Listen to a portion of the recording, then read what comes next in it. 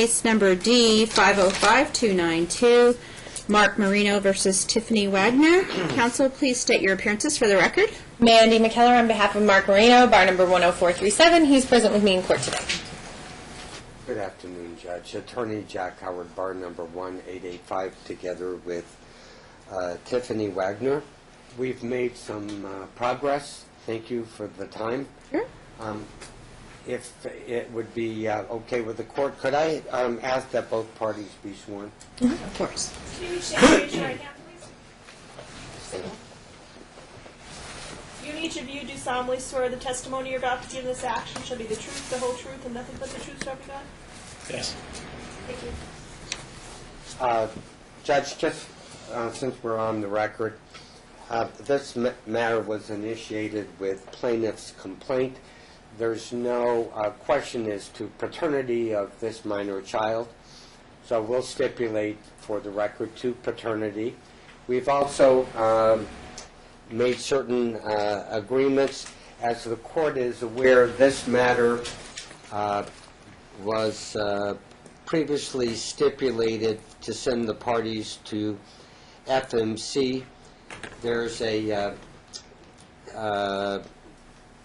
meeting scheduled with FMC on January 22nd at the hour of 10 o'clock. I'd ask that the parties be ordered to follow through with FMC if we can't otherwise globalize the agreements. The agreements we've reached right now are... I'm a little confused. Are we doing this as a global settlement now? Because, I thought we were going to let him check into his work and all that stuff before we go that route. that's what I'm suggesting, Judge. Okay. I was just confused as to what we were doing. So I don't know if we want to call it a global settlement as opposed to... I said we haven't reached global. Well, we haven't. Okay. Yeah. But we'll keep with FMC, and then we have arranged for temporary schedule for the parties until such time as we can return from FMC with, hopefully a full parent plan holiday schedule. That would be correct.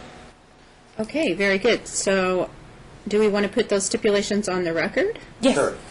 Okay, let me first say that pursuant to stipulation of the parties, that paternity of Grace, is that right?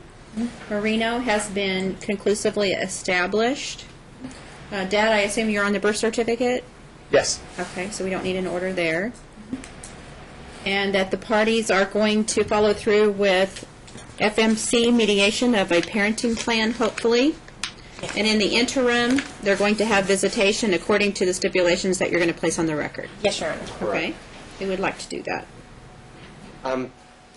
Judge, the agreement is that the plaintiff will exercise his visitation/custodial period every Wednesday between the hours of 5:15 to 5:30 p.m. That the exchange, they have mutual employment at Planet Hollywood, so the exchange will occur at an area at Planet Hollywood, either the parking lot or preferably the interior at Planet Hollywood.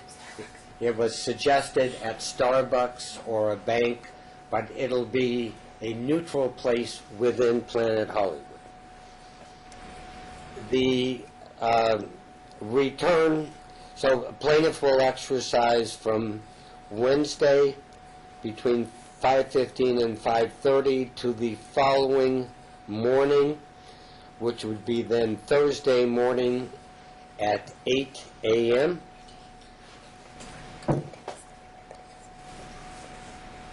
No, but the return will be to your residence, right? Mm-hmm. And the return at 8 a.m. will be to Tiffany's residence. Okay. By the plaintiff.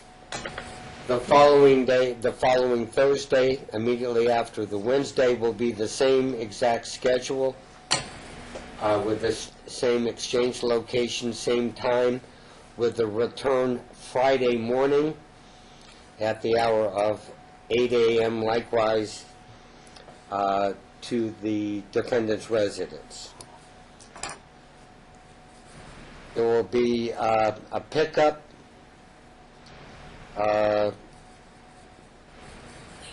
Friday at 8 p.m. Where will that be? The grandma. At the defendant's residence. Her grandmother will be providing care until he gets off of work. So his pickup will be Friday at defendant's home at 8 p.m. and with a return to Tiffany Sundays at 12 o'clock noon.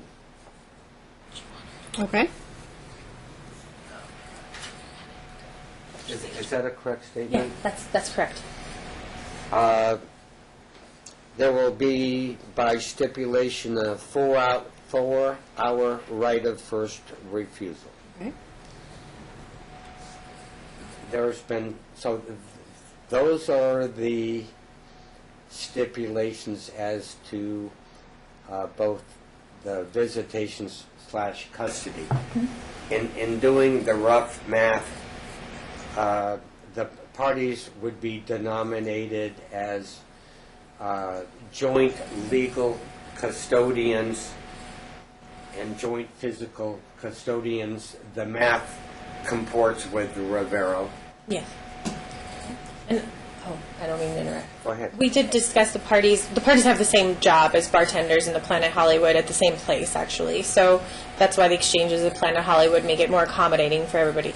The parties' incomes are substantially related to same, so we would ask for no child support at this time. If the court wants us to file financial disclosure forms, we can still do that.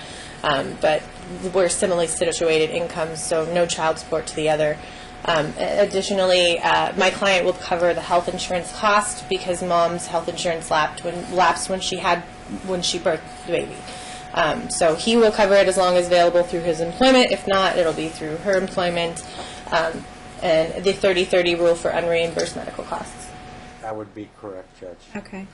So are you both satisfied, relatively satisfied, that you don't need to exchange financial disclosure forms at this time and that we'll just leave an order of substantially equal income and the court won't order child support?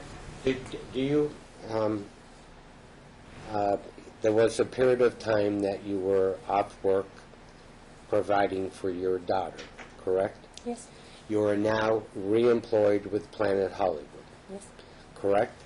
And your job is similar in nature Yes. to his job. Yes.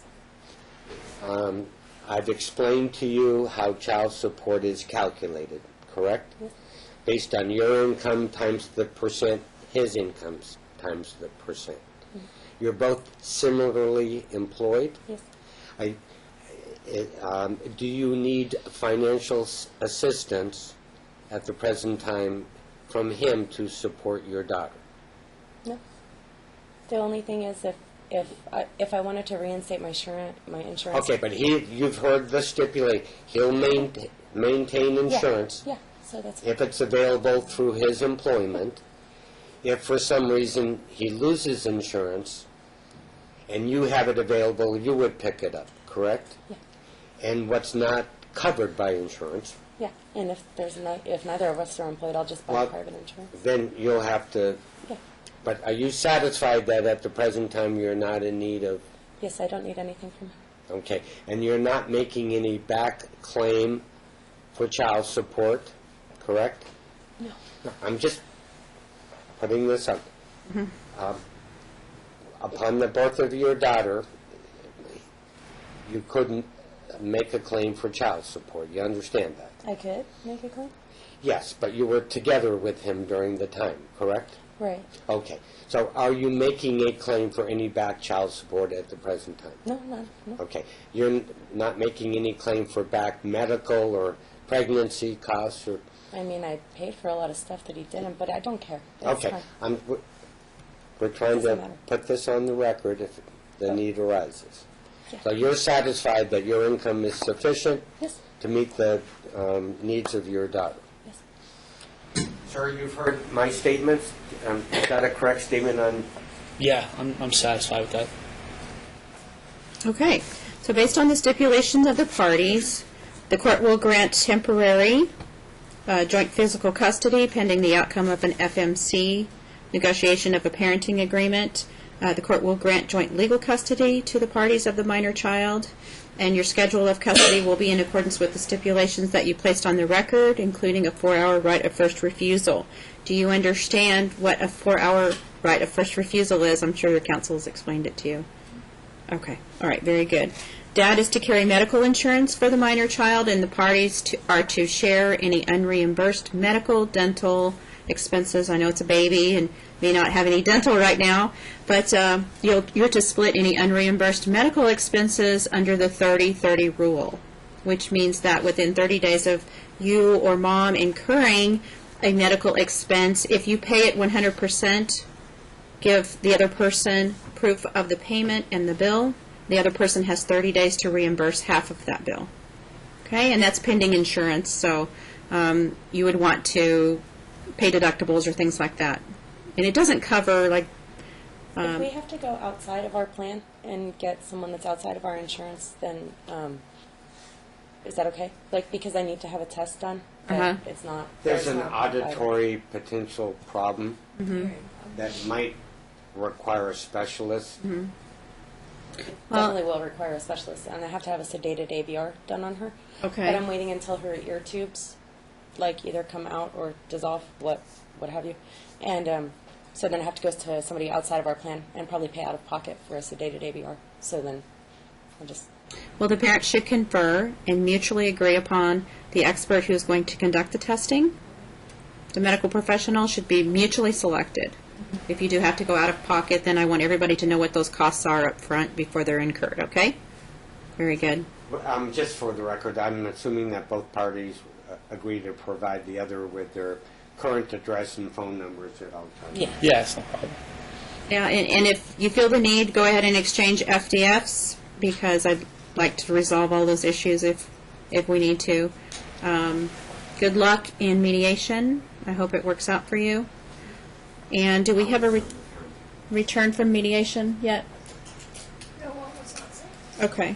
Yeah, oh, sorry. Well, Wanna- we have January... Yeah, January 22nd. You do? so- January Yeah. 22nd? That's not to come back here. That's Oh, no. That's for mediation. Okay. So we need a return date Right. to see if you've reached an agreement. Mediation is confidential, but we have to set a return date, and I will know whether or not you actually reached a parenting agreement. That's all I will know. So if you did reach a parenting agreement, either you bring in a copy or I will get a copy from FMC. If you don't reach an agreement on the return date that you come back to court, we'll make some other orders. Okay? February 3rd, 9 a.m.